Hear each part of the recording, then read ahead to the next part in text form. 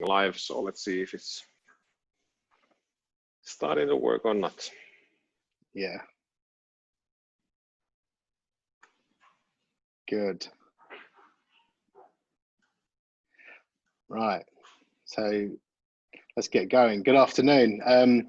We'll start promptly because I appreciate people are taking time out of the day. Thanks for joining the first Hoxhunt CISO series webinar. My name is Alex Vila-Porter and I'm the VP of Sales here at Hoxhunt, and I'll be hosting our conversation today. Before we jump into the discussion, here's a few housekeeping points. So the webinar will last half an hour. In the meantime, if you have any questions, please put them down in the Q&A box and we'll address them at the end of the session.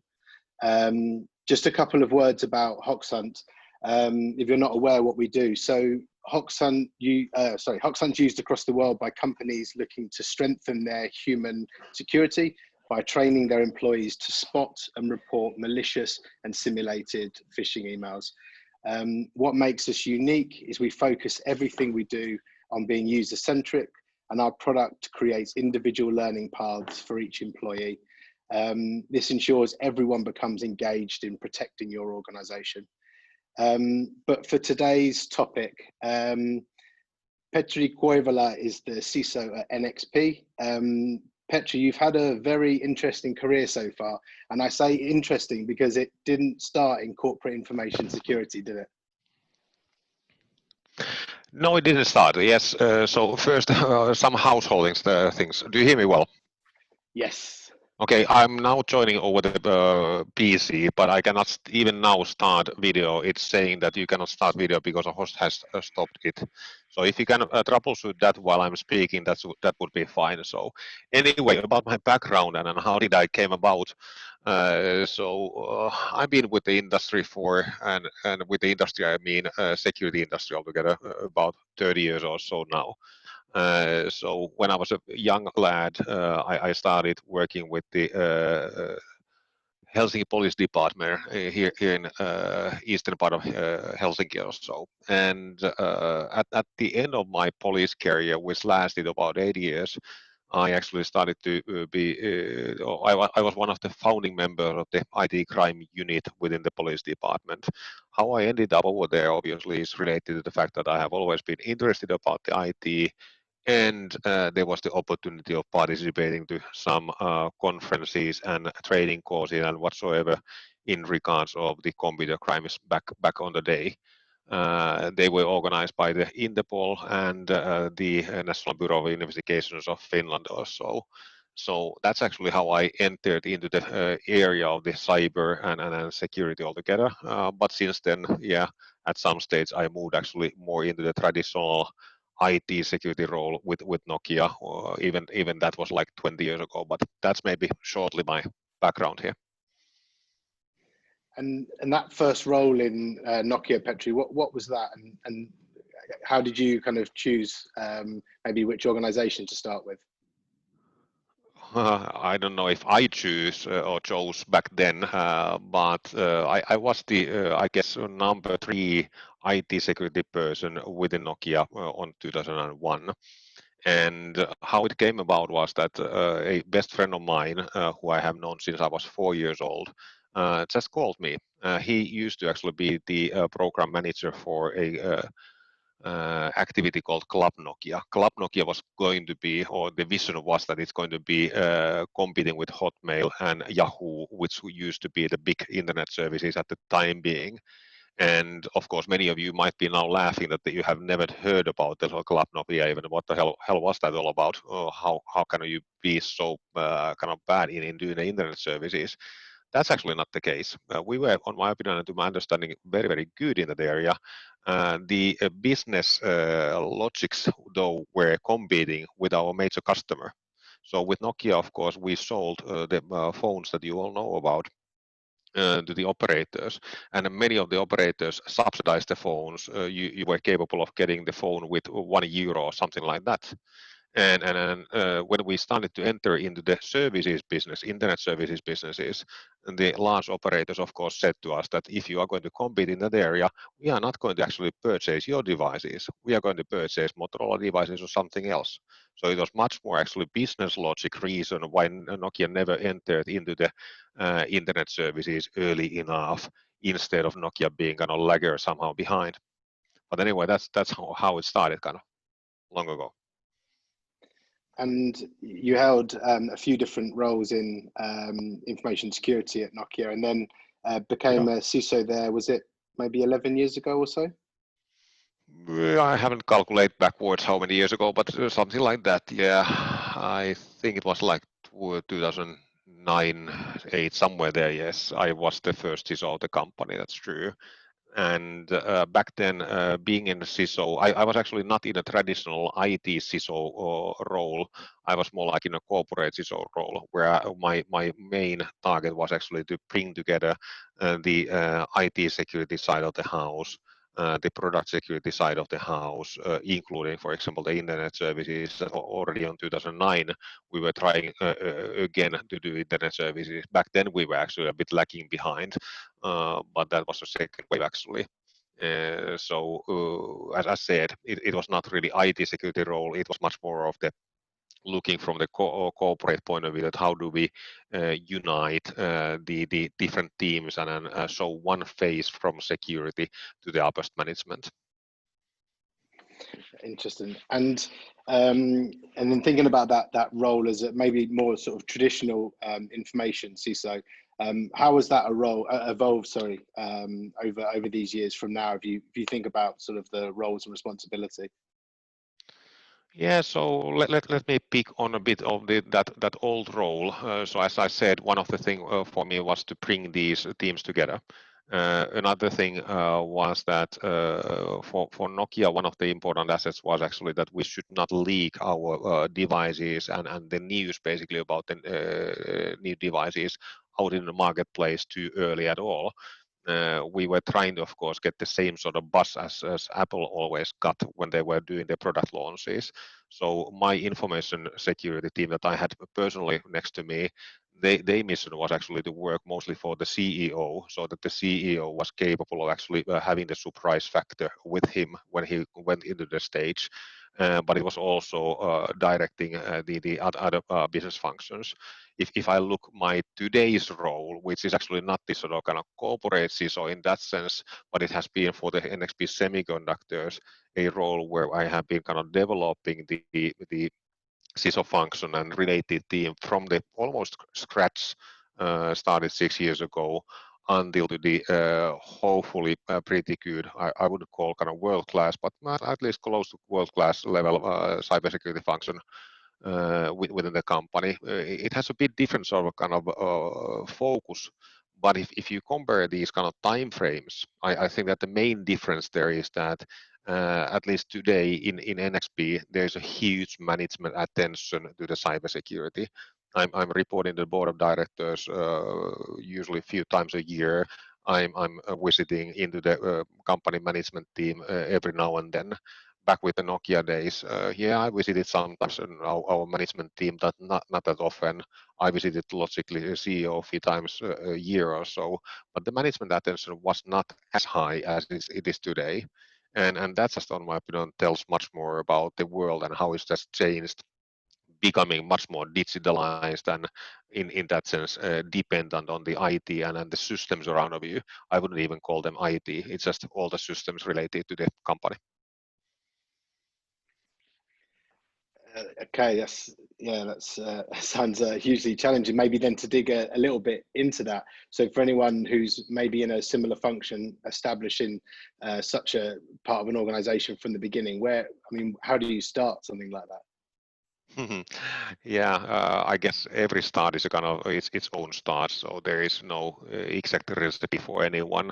But on the other hand, I think that there is. So how I started with NXP is that prior to joining the company, I obviously studied that what is its business model, what is it doing, why is it important to have the cybersecurity over there.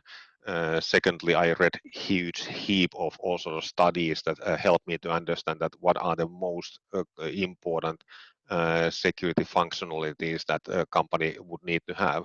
Of course, I had the basic knowledge from the Nokia times, and then of course there is the also the ISO standard and these standards available. But their problem is usually that they are not focused at all. And then when you're thinking of any strategy, is it a business strategy or cybersecurity strategy? If you don't have a focus, you don't have a strategy.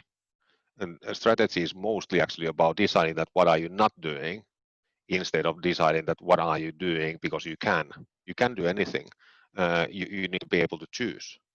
And that's the main thing, that you need to really in the beginning really choose what are the let's just say top 10 things that you need to execute. And then of course I did when I did that, then the next thing was that we agreed that together with the management, and we actually formed quarterly reviews at how are we progressing against those 10 targets. And actually we made kind of CMMI based maturity reporting out of it, and that's how we started with. But of course, after 6 years, that reporting model has grown old a bit, and then there is always a kind of need to maintain and improve and change it a bit. But your question was actually that how do you start? So start with the focus, maybe my one word. Yeah, and so it sounds like you did a lot of onboarding of yourself to the general business, NXP. How much did you need to then kind of share your learnings from the information security world with other people when you first joined? Yeah, when I joined NXP, I had one of the practice that I had back then was that whenever there is a new study coming in, is it coming from the Verizon DPR, or is it any other provider who is writing a kind of great analysis about some breach or whatever it is, I of course had to read them through, and I'm still reading them through all. And what I did always was that I always kind of made a shortened version out of them, usually a kind of 2-pager, and then I use that 2-pager of kind of educating the people around me about the different phenomena and trends of the cybersecurity. So that was my way of actually, of course, keeping up to the speed, but secondly, of course, bringing a bit more awareness and culture into the company. That's of course just one aspect, but that's maybe the one thing that comes to my mind. Yeah. So yeah, then touching on that, if we think about a lot of the CISOs we speak to who have maybe two different sort of dimensions to the role. So the technology part of the role, and then maybe the human side of the role. Were both areas things that needed to be developed when you first joined NXP? Yeah, and I would even say that there's a third one, and the third one is the business side of the house. And I would just say that when I joined the NXP, and even with the Nokia back then in the days, yes, all of those requires attention and development. You cannot live without one of them. Or you, of course, you can try to be excellent in technology and survive like that. But if you talk only technology and you cannot convert that to the business targets, you cannot convert why do you do what do you do from the business point of view, you are not going to survive very long. Then the human side of the house, of course, is that let me pick on actually one focused area there. Many times cybersecurity functions and security functions in the past has been considered to be the functions of no, and or functions of saying something negative, asking people not to do something. And any one of you who is listening and who has children, you for sure know that if you raise your children and kids with constantly just telling no to them, I think that the end result is not going to be very wonderful. They are not going to like you. They are not going to engage with you. They are not going to be your best friends, so to say. At least that's something that I would like them to be. And on my opinion, the same applies with the businesses. If you are the function of no, or if you are the function of who is saying that don't do this, don't do that, and giving the negative feedback to your business children, so to say, it is for sure that they are not going to engage very deeply with you. And on my opinion, from the human side of the cybersecurity, it's extremely important that you approach the dilemmas, whatever you have at hand, with enabling mindset.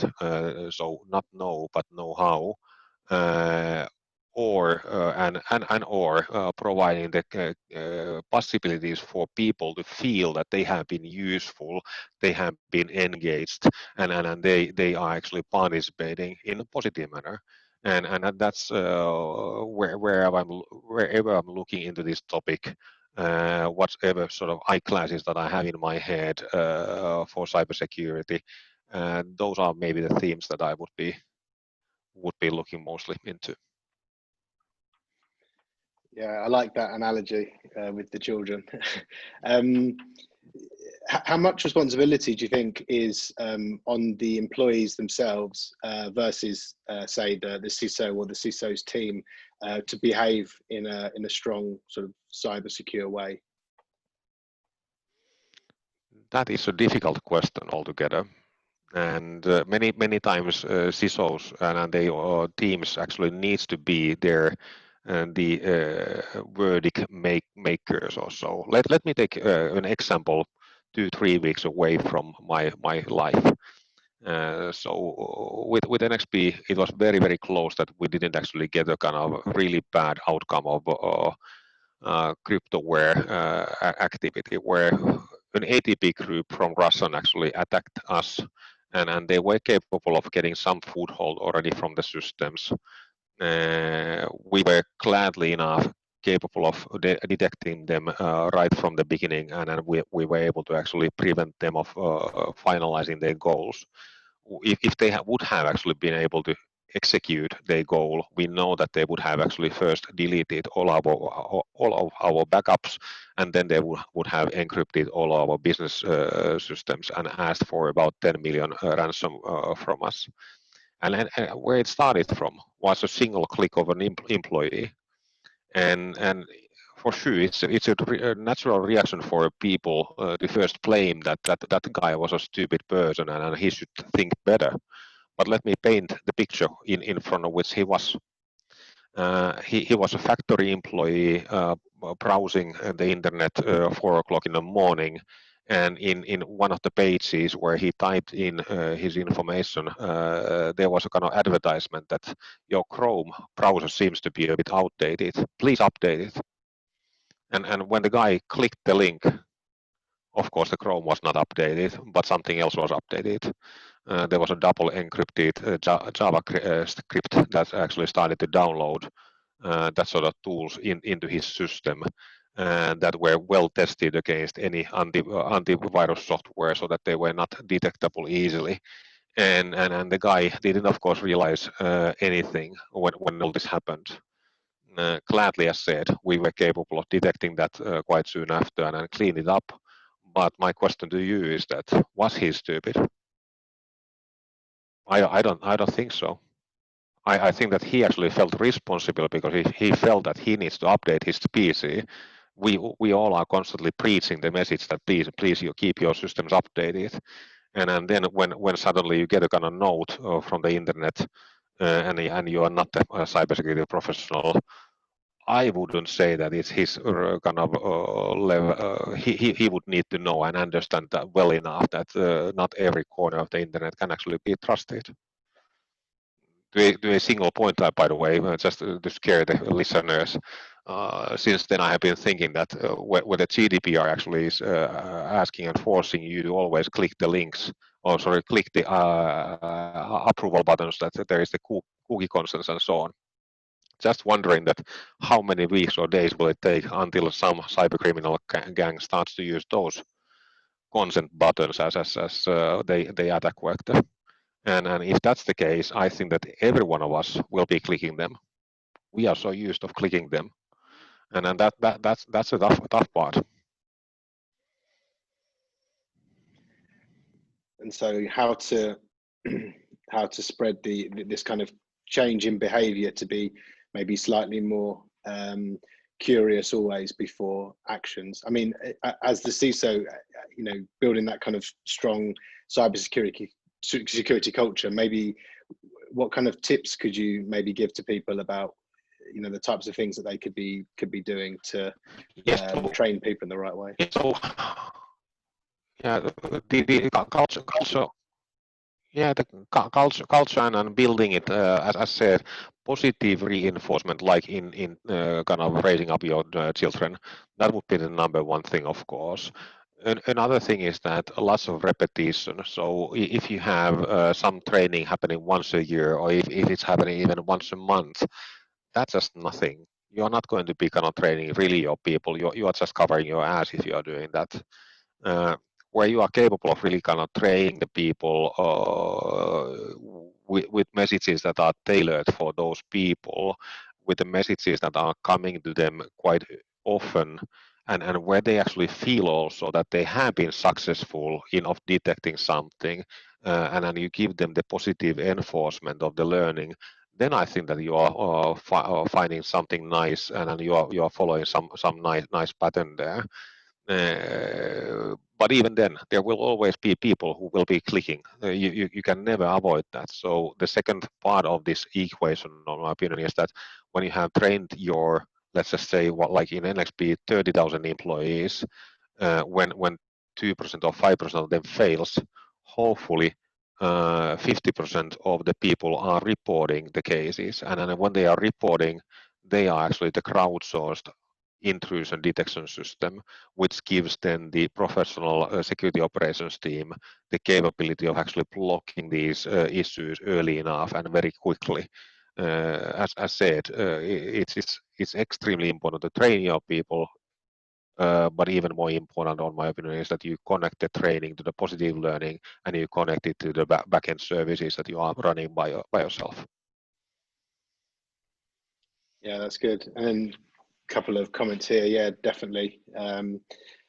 That these anyone can really be tricked into this at all roles and all levels of responsibility. So yeah, this kind of positive reinforcement, I think, hearing a lot about that, I think that's really good.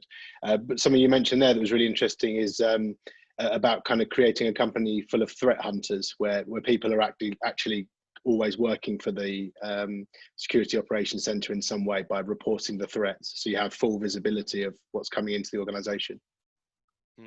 Yeah, and that's of course the kind of a very difficult topic in many sense, that not everyone is going to be excellent in reporting, and that will cause you some noise, of course. So then you need to start to actually next think about that.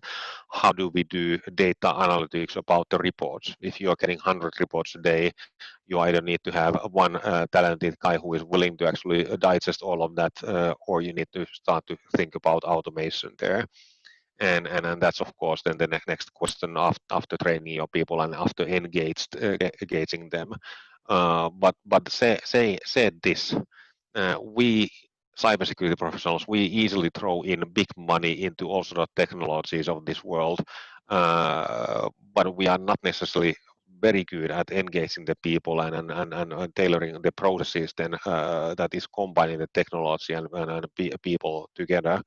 I would actually invest much more in making sure that we have an early warning system where the humans are crowdsourced, instead of throwing in some big amount of money to some wonder technology, which is actually not going to be a wonder technology at all without the human beings operating it. Yeah, no, agreed. I'd love to dig a bit more into that, but so we're at 24 past. There are two questions, and I'd really like to give you enough time to answer both of them. So the first one, which has come in anonymously, is when you look at the adoption of cloud, where data is scattered everywhere, how does NXP protect their intellectual property, and why do you think that is the best approach?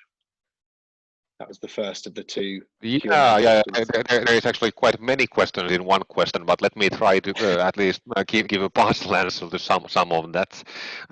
Let me pick on the cloud first, and first of all, when talking about cloud now in this context, let me leave the SaaS cloud away from this answer.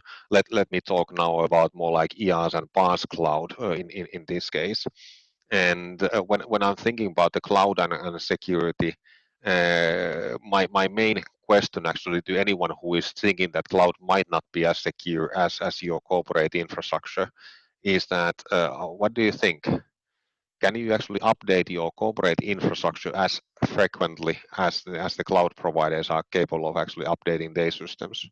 Are you capable of bringing in the newest and latest and greatest technological advancement from the security point of view into cloud first? Or are you able to do it easier into your enterprise environment? And because I think that the answers are pretty self-evident here, I have been a kind of cloud releases for a long period of time.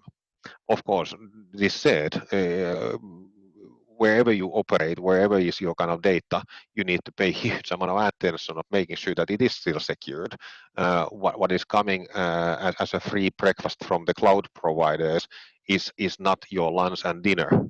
You still need to do your lunch and you need to still do your dinner. So there is still quite a lot of work of doing that. But you have the same work with your enterprise and you still need to do your breakfast as well. So maybe that's my short answer to that question. I know that there is many other questions in that same question, but yeah, I'll leave it there now. That's great. Another one popped in. Okay, let's go in order from Leon van Buchen. What are now the top 10 challenges at NXP?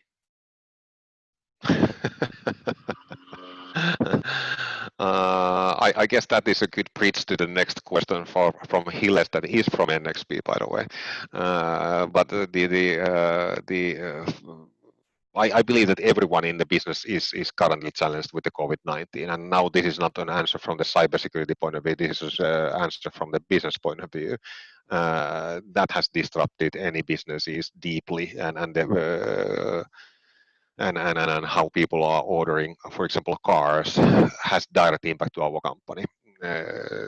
One thing. Top 10 challenges. Okay, let me take another one from the cyber 10 point of view. Making sure that in this disrupted, in this current world, that we are capable actually monetizing the innovations that we have innovated, i.e. the intellectual property protection that was asked in the previous question is for sure a kind of huge challenge. The more networked the companies are, the more challenging it is. And no, I don't think that we have time really to have a deep dive into that topic as such. We maybe need to have a kind of separate zoom out of that topic itself, but it's a large challenge. And for sure there is more than 10 challenges on my bucket list, but yeah, let me leave it now here. That's great. Yeah, good comment from Terry. I think that's really good. So imitating real world threats, keeping people up to date with the different vectors that are being used. I think that's really good. So Petri, thank you very much. It was really nice to speak to you. Thank you for your candid answers. Any kind of closing words that you would wish to leave us with? I think that in this COVID world, we are more united than ever. There is kind of one enemy for all of us as humankind. Hopefully that unites us. Hopefully that directs us all into the better tomorrow. And maybe much more surface. I'll have a good summer for all of you guys. Yeah. Very well said. Thank you very much. And thank you to all of the attendees. Look out for the next CISO webinar series that we'll reach out to you with. And yeah, as Petri said, have a wonderful summer and thank you for joining. Bye-bye.